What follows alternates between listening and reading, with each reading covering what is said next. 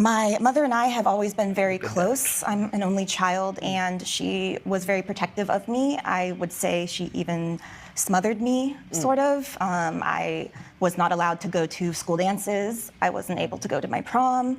I wasn't able to go to sports games, and I believed that this was all to protect me from the outside world, and I found out that this was actually to protect her and her secret and her lie.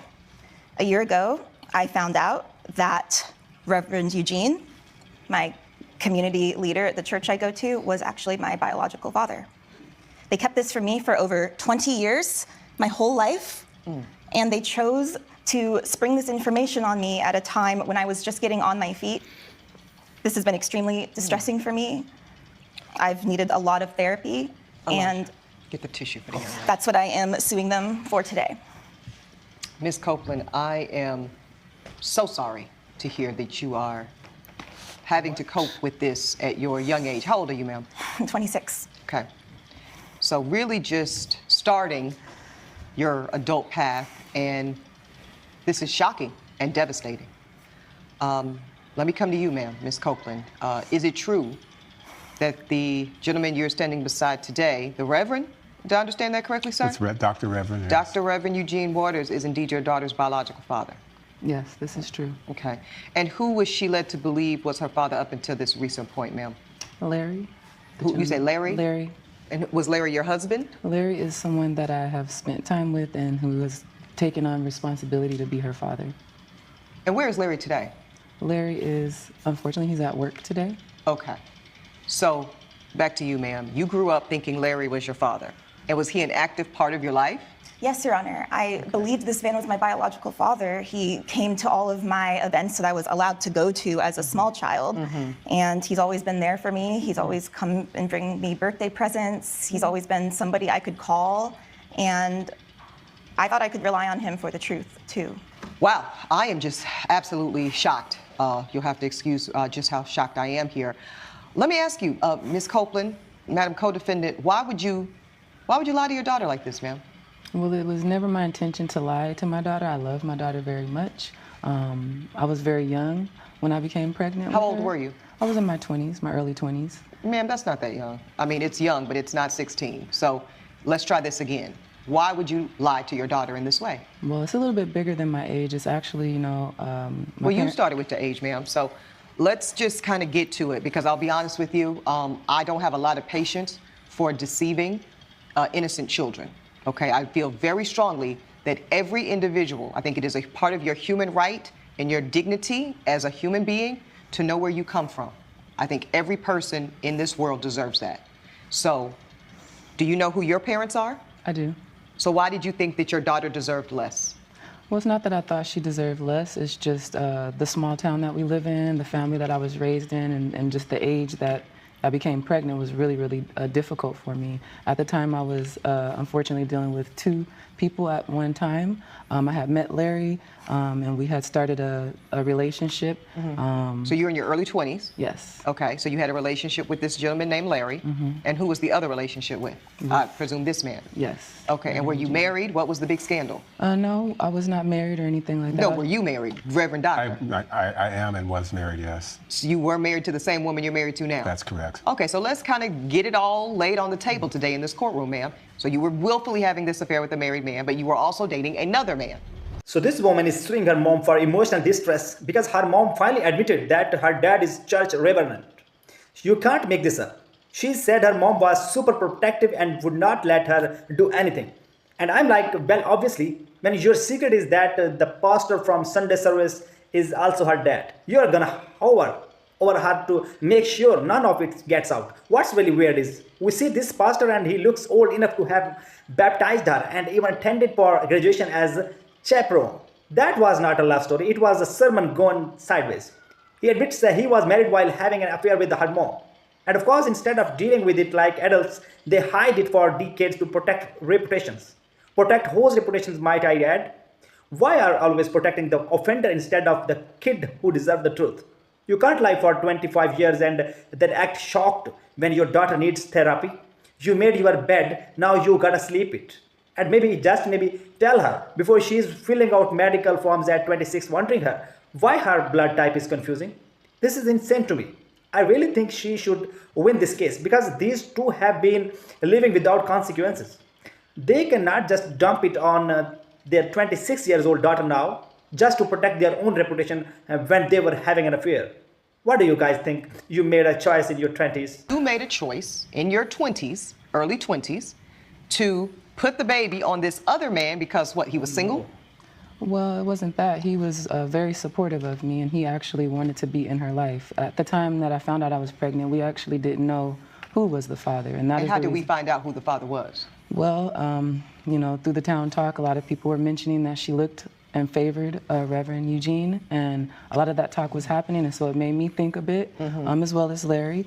He didn't push a paternity test. He wanted to be her father and continue to be that figure in her life, but we did end up getting a test and finding out what the truth was. And when did we find out the truth? The truth, maybe when she was in elementary or at So that you've young known age. this man for 20 plus years. I have. So you have known that every day you were looking your daughter, your baby girl, in the face, and you were telling her a lie about who she was and where she came from. That is true. That is true. Yes. How does that make you feel, Madam Plaintiff? I feel betrayed. Yeah, I can see the hurt in your eyes, and I would feel the same. But we are here in court today for a claim of $10,000. Where is this amount coming from, ma'am? Yes, the $10,000, that is my request for support for therapy. I have already gone to therapy for the past 6 months, ever since I found this out a year ago. That's when you found out, 6 months ago. And I found out a year ago. You found out a year. And how did you find out? So I was actually on the way to go and discuss purchasing a new house when I got a call from Reverend Eugene, who we don't have a close relationship. He's the leader of my church that I've always gone to, and so I figured it was about something for youth group or some sort of leadership position. And so what did Reverend Eugene want? Well, he said that he wanted to get together for lunch. So I drove back home and met him at this little diner, and I was open. I said, what is it that you need? And he was being evasive. He was being cagey. He was saying, well, let's And this just was just wait the a two minute. of you? It was just the two of us until my mother walked in the door. Okay. So you were summoned basically to a sit down by the two of you to finally, after 20 years of withholding and lying the truth, tell her her real identity. Yes. So let's get you into this conversation, the good Reverend Doctor, because you're a grown man, you're an adult. Why did you agree to keep this lie from really your daughter? It seemed at the time that it was maybe in her best interest and in mine. I'll just say that. Thank you because for I did the have- honesty, yes, because yes, we I all did know have a that that's family really and I had a wife, so the that priority. played into it. And do But you have children with your wife, sir? Yes, I do. So I you had have, to. you have a family. Well, I had a family. Yeah, my daughter got cancer Oh, I'm sorry. and had a long illness, and she passed away. Okay. And my knew it son, was a my few sister. years.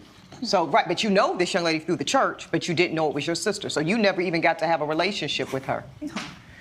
My God, this just goes from bad to worse, sir. Okay, so your daughter passed. That's very Right. tragic. And I had a son, and a few years later, he was riding his motorcycle without a helmet, stupidly. Spent some time in the hospital, and he also passed away. Oh, my goodness. So you've So I- lost all your other children. Yes. Well, maybe it was actually better for her that this guy was not her father. I mean, he had the worst luck. Both of his kids tragically passed away. So maybe it was a blessing in disguise that he was not part of her life, that kind of protecting her by being absent. At first, I thought, as a father, I could never just say, I'm not going to have a relationship with my kid. If there was a child out there, I would be like, I don't care. I want to know about them. I want a relationship with them. And for him to look his daughter in the eyes and think, I know you are my daughter, but I'm not going to tell you. I'm not going to have any relationship with you.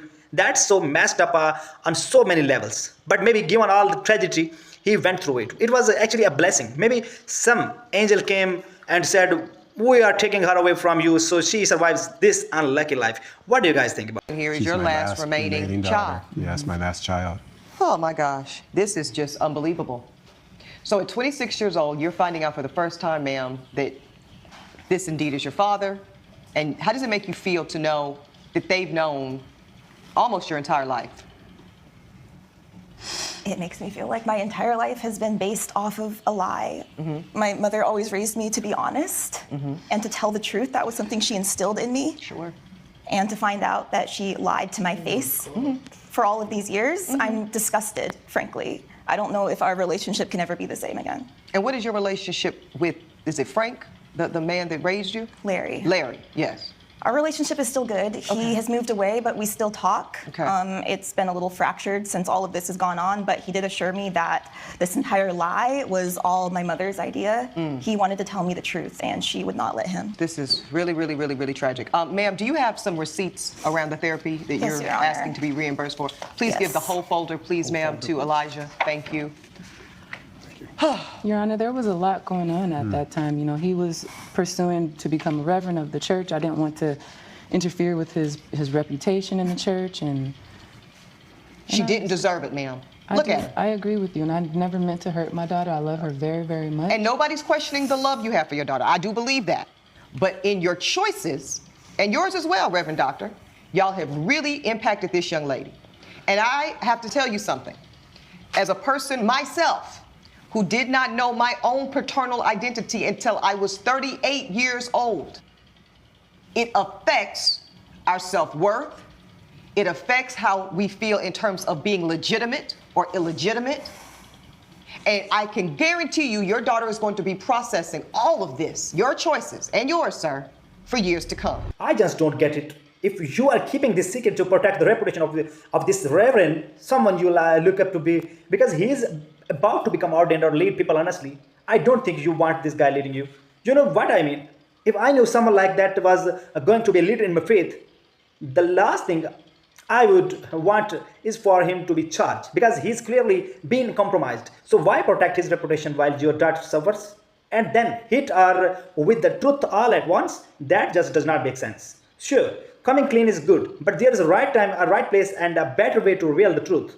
You can't just drop it all on her and then not do anything to support her. It's strange to me that you protect someone who's supposed to be a spiritual leader when in reality he should not even be in this position. And it's also strange that this guy lost both of his kids and thought, now that I lost them, I will take her as a daughter. So what do you think about this before and after? Have you seen? Saying to me, ma'am, that you were about to buy a house Yes. when all of this happened. Did you end up being able to buy that house? No, I ended up losing my job. Oh, I couldn't deal with all of this. I needed some time to just sit, but it was a new job. I had just started only a month in, and so this unpinned your whole world. everything. Yeah. So I'm looking at therapy bills. Looks like you're having very intensive sessions. Yes. 120 minutes at a time, 60 minutes at a time. I'm seeing months and months. This is 6 months worth of bills I'm looking at that accumulate to $10,000. Now let's get back to you, Ms. Copeland, and you too, Dr. Reverend. Y'all are equal co-defendants in the eyes of the court today.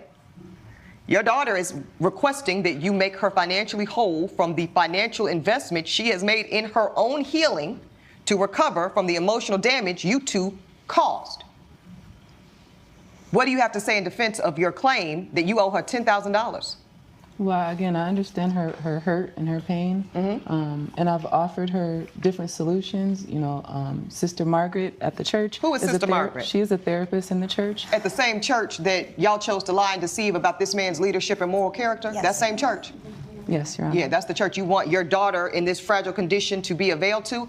I don't think so. What else did you offer? Well, there were other resources as well, like the community center. There's a local nonprofit. I have a resource. I have a therapist. Yeah, but that therapist is extremely expensive. Okay, Ms. Copeland. I'm not even going to let you continue this. You don't get to choose the way you traumatize her and then be picky about the way in which she chooses to seek recovery. You're just not in the moral position to make such a request. And as for you, Dr. Reverend, what do you have to say for yourself? We felt like in the situation it was better to deal with it within our faith community, within our church and people that. You know what I hear you saying support is, her. you know what I hear you saying is that you thought it would be best to continue containing the secrets and the lies, again, for your own interest. Well, this court feels differently. This court feels that what you two have individually and collectively chosen to do by virtue of keeping her identity a secret for 20 plus years was self-serving and devastating to your daughter. This is your daughter too, sir. She's literally as much your daughter as she is Miss Copeland's daughter. I know that. How do you feel about that? I love her. She's a beautiful young woman, and I'm sorry that what we've Do done. you has even hurt know her? Do you really know her, or are you? She's nodding her head. You're going to have to now, and it's only, I really think, the grace of God that you have an opportunity, as you are still among us, to have the privilege to get to know your own daughter in a real way. Well, she was still attending church. Sir, come on, knock it off. Your Honor, if I may speak, he hasn't contacted me at all since Since this happened. this? No. Do you plan to procure a relationship with your daughter, sir? If that's available to me, I would. I want us to be a family. Okay. This sounds like it's going from bad to worse. So let's just kind of stop the emotional bleeding, Ms. Copeland. The court has heard enough to make a ruling. I think that you, sir, made very selfish, poor decisions that will cost you today in court, but it will never come close to what is ultimately costing your daughter, y'all's daughter. I am very glad, young lady, that you have a person you can rely on in Mr. Larry, it sounds like, that he's still going to be in your life. That is the very least you deserve out of all of this tragedy and trauma. And the court applauds you, young lady, in doing what you need to do for you, for doing the work to heal and slowly process all that you need to put yourself back in a good position emotionally and spiritually, and sounds like financially. Yes, thank you, Your Honor. So you have made a sound investment, in the court's opinion, to a therapist of your choosing that you find safe and credible, which is the priority, Ms. Copeland and Dr. Reverend, not your comforts. Therefore, the court rules in complete favor of the plaintiff for the full demand of $10,000 to help support your work as you recover from very severe emotional distress caused at the hands of you two. That is the court's ruling. All rise. Judge Ebony has ruled in favor of the plaintiff. The co-defendants are ordered to pay $10,000.